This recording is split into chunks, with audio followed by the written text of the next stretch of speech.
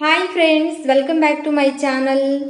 ಇವತ್ತಿನ ಈ ವಿಡಿಯೋದಲ್ಲಿ ಸೋರೆಕಾಯಿನ ಬಳಸಿ ಒಂದು ರುಚಿಯಾದಂತಹ ಸಿಂಪಲ್ ಆದ ರೆಸಿಪಿನ ತೋರಿಸ್ತಾ ಇದ್ದೀನಿ. ಖಂಡಿತ ವಿಡಿಯೋನ ಮಿಸ್ ಮಾಡದೆ ಲಾಸ್ಟ್ ವರೆಗೂ ನೋಡಿ. ಬಾಯಿಗೆ ರುಚಿ ಇಲ್ಲದೆ ಇದ್ದಾಗ ಸಿಂಪಲ್ ಆಗಿ ಮಾಡ್ಕೊಳ್ಬೇಕು ಅನ್ನುವಾಗ ಈ ರೆಸಿಪಿನ ಟ್ರೈ ಮಾಡಿ, ತುಂಬಾ ಚೆನ್ನಾಗಿರುತ್ತೆ. ಈ ರೆಸಿಪಿನ ಮಾಡೋದಕ್ಕೆ ಕಡಾಯಿನ ಒಲೆ ಮೇಲೆ ಇಟ್ಟು ಬಿಸಿ ಮಾಡ್ಕೊಳ್ಳಿ. ನಂತರ ಅದಕ್ಕೆ ಎಣ್ಣೆನ ಹಾಕೊಳ್ಬೇಕು.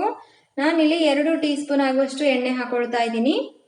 ಎಣ್ಣೆ ಬಿಸಿ ಆದ ನಂತರ ಸ್ವಲ್ಪ ಹಸಿ ಕರಿಬೇವನ್ನ ಹಾಕೊಳ್ಳಿ. ಸಾಸಿವೆ ಜೀರಿಗೆ ಬೇಕಾದ್ರೆ ನಿಮ್ಮ ಇಷ್ಟ, ಹಾಕೊಳ್ಬಹುದು. ಬೇಕಾದ್ರೆ ನಾನಿಲ್ಲಿ ಸಾಸಿವೆ ಜೀರಿಗೆನ ಬಳಸಿಲ್ಲ, ಕರಿಬೇವನ್ನ ಹಾಕ್ಬಿಟ್ಟು ಅದ್ರ ಜೊತೆಗೇನೆ ಒಂದು ಮೀಡಿಯಂ ಗಾತ್ರದ ಈರುಳ್ಳಿನ ಈ ರೀತಿ ಸಣ್ಣದಾಗಿ ಕಟ್ ಮಾಡಿ ಹಾಕೊಂಡಿದ್ದೀನಿ. ಈರುಳ್ಳಿನ 2 ರಿಂದ 3 ನಿಮಿಷ ಎಣ್ಣೆನಲ್ಲಿ ಮೀಡಿಯಂ ಫ್ಲೇಮ್ ನಲ್ಲಿ ಇಟ್ಟು ಚೆನ್ನಾಗಿ ಹುರ್ಕೊಳ್ಳಿ.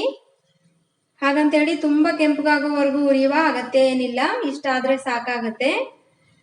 ನೋಡ್ತಿದ್ದೀರಲ್ವಾ, ಈ ರೀತಿ ಕಲರ್ ಚೇಂಜ್ ಆದ ನಂತರ ಇದಕ್ಕೆ ಒಂದು ಸಣ್ಣ ಟೊಮೆಟೊನ ಈ ರೀತಿ ದಪ್ಪ ದಪ್ಪವಾಗಿನೇ ಕಟ್ ಮಾಡಿ ಸೇರಿಸಿ ಚೆನ್ನಾಗಿ ಮಿಕ್ಸ್ ಮಾಡ್ಕೊಳ್ಳಿ. ಈ ರೆಸಿಪಿಯನ್ನ ತುಂಬಾನೇ ಸಿಂಪಲ್ ಆಗಿ ಮಾಡ್ಬಿಡ್ಬೋದು, ರುಚಿ ಕೂಡ ತುಂಬಾನೇ ಚೆನ್ನಾಗಿರುತ್ತೆ. ಅನ್ನದ ಜೊತೆಗೆ ಚಪಾತಿ, ದೋಸೆ, ಮುದ್ದೆ ಜೊತೆಗೂ ಕೂಡ ಸರ್ವ್ ಮಾಡ್ಬೋದು. ನೋಡಿ, ಟೊಮೆಟೊನ ಹಾಕಿ ಚೆನ್ನಾಗಿ ಮಿಕ್ಸ್ ಮಾಡಿದ ನಂತರ ಮುಚ್ಚಳ ಮುಚ್ಚಿಟ್ಟೆ ಬೇಯಿಸಿ, ಆಗ ಟೊಮೆಟೊ ಬೇಗನೆ ಮೆತ್ತಗಾಗುತ್ತೆ. ನೋಡ್ತಿದ್ದೀರಲ್ವಾ, ನಾನು ಮುಚ್ಚಳ ಮುಚ್ಚಿಟ್ಟು 2 ನಿಮಿಷ ಬಿಟ್ಟಿದ್ದೆ. ಟೊಮೆಟೊ ಚೆನ್ನಾಗಿ ಸಾಫ್ಟ್ ಆಗಿದೆ. ಈ ರೀತಿ ಸೌಟಲ್ಲಿ ಚೆನ್ನಾಗಿ ಮಿಕ್ಸ್ ಮಾಡ್ಕೊಳ್ಳಿ. ಅದು ಸಾಫ್ಟ್ ಆಗಿರುತ್ತಲ್ವಾ, ಎಲ್ಲ ಕೂಡ ಸ್ಮ್ಯಾಶ್ ಆಗುತ್ತೆ. ಚೆನ್ನಾಗಿ ಮಿಕ್ಸ್ ಮಾಡಿದ ನಂತರ ರುಚಿಗೆ ತಕ್ಕಷ್ಟು ಉಪ್ಪು, 1/4 ಟೀ ಸ್ಪೂನ್ ಆಗುವಷ್ಟು ಅರಿಶಿನ ಪುಡಿ, 1 ಟೀ ಸ್ಪೂನ್ ಆಗುವಷ್ಟು ಧನಿಯಾ ಪುಡಿ ಹಾಗೂ ಒಂದು ಅರ್ಧ ಟೀ ಸ್ಪೂನ್ ಆಗುವಷ್ಟು ಗರಂ ಮಸಾಲ ಪೌಡರ್ ಅನ್ನ ಹಾಕೊಳ್ಳಿ. ಮತ್ತೆ ನಾನು 2 ಸಣ್ಣ ಟೀ ಸ್ಪೂನ್ ಆಗುವಷ್ಟು ಕಾಶ್ಮೀರಿ ಚಿಲ್ಲಿ ಪೌಡರ್ ಅನ್ನ ಹಾಕೊಂಡಿದ್ದೀನಿ. ಇದರಿಂದ ಖಾರ ಜಾಸ್ತಿ ಏನಿರೋದಿಲ್ಲ, ಕಲರ್ ತುಂಬಾ ಚೆನ್ನಾಗಿರುತ್ತೆ. ಇದೆಲ್ಲವನ್ನ ಹಾಕ್ಬಿಟ್ಟು ಚೆನ್ನಾಗಿ ಮಿಕ್ಸ್ ಮಾಡಿ ನೋಡಿ. ಈ ರೀತಿಯಾಗಿ ಜಸ್ಟ್ 1 ನಿಮಿಷ ಮಿಕ್ಸ್ ಮಾಡಿದ ನಂತರ ಇದಕ್ಕೆ ನಾನು 1/4 kg ಆಗುವಷ್ಟು ಸೋರೆಕಾಯಿಯನ್ನ ಸಿಪ್ಪೆ ತೆಗೆದು ಈ ರೀತಿ ಕಟ್ ಮಾಡಿ ಹಾಕೊಳ್ತಾ ಇದ್ದೀನಿ. ನಾನು ತಗೊಂಡಿರುವ ಸೋರೆಕಾಯಿ ಎಳೆದಾಗಿರೋದ್ರಿಂದ ನಾನು ಬೀಜನ ತೆಗ್ದಿಲ್ಲ, ಹಾಗೇನೆ ಹಾಕೊಂಡಿದ್ದೀನಿ. ನೀವು ಬೆಳೆದಿರುವಂತಹ ಸೋರೆಕಾಯಿನ ಬಳಸೋದಾದ್ರೆ ಬೀಜನ ತೆಗೆದ್ಬಿಟ್ಟು ಈ ರೀತಿ ಹಾಕೊಳ್ಳಿ.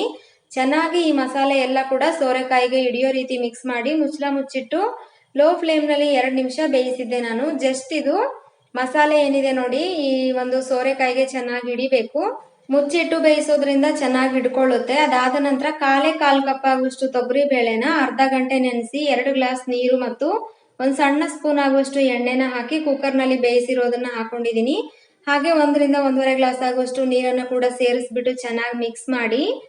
ಮಿಕ್ಸ್ ಮಾಡಿದ ನಂತರ ಮುಚ್ಚಳ ಮುಚ್ಚಿಟ್ಟು ಬೇಕಾದ್ರೂ ಕೂಡ ಬೇಯಿಸಬಹುದು ಅಥವಾ ಹಾಗೇನೆ ಕೂಡ ಬೇಯಿಸಬಹುದು. ಮುಚ್ಚಳ ಮುಚ್ಚಿಟ್ಟು ಬೇಯಿಸೋದ್ರಿಂದ ಬೇಗನೆ ಬೇಯುತ್ತೆ. ಮಧ್ಯ ಕೈ ಆಡಿಸ್ತಾ ಇದನ್ನ ಲೋ ಟು ಮೀಡಿಯಂ ಫ್ಲೇಮ್ ನಲ್ಲಿ ಇಟ್ಟು 5 ರಿಂದ 6 ನಿಮಿಷ ಕುದಿಸ್ಬಿಟ್ಟು ನಾನೊಂದು ಸಣ್ಣ ಪಾತ್ರೆಗೆ ತೆಗೆದುಕೊಂಡಿದ್ದೀನಿ. ಈಗ ರುಚಿಯಾದಂತಹ ಸೋರೆಕಾಯಿ ಸಾಂಬಾರ್ ರೆಡಿ ಆಗಿದೆ. ಇದಕ್ಕೆ ಕೊತ್ತಂಬರಿ ಸೊಪ್ಪು ಬೇಕಾದ್ರೆ ಹಾಕೊಳ್ಳಿ. ಟ್ರೈ ಮಾಡಿ ನೋಡ್ಬಿಟ್ಟು ನಿಮ್ಮ ಅಭಿಪ್ರಾಯನ ತಿಳಿಸಿ. ವಿಡಿಯೋ ಇಷ್ಟ ಆದ್ರೆ ಲೈಕ್ ಮಾಡಿ, ಚಾನಲ್ ಅನ್ನ ಸಬ್ಸ್ಕ್ರೈಬ್ ಮಾಡ್ಕೊಳ್ಳಿ. Thank you.